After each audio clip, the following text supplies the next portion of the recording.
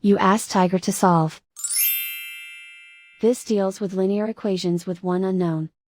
The final result is y equals 1 over 2. Let's solve it step by step. Group all constants on the right side of the equation. Add 3 to both sides. Simplify the arithmetic.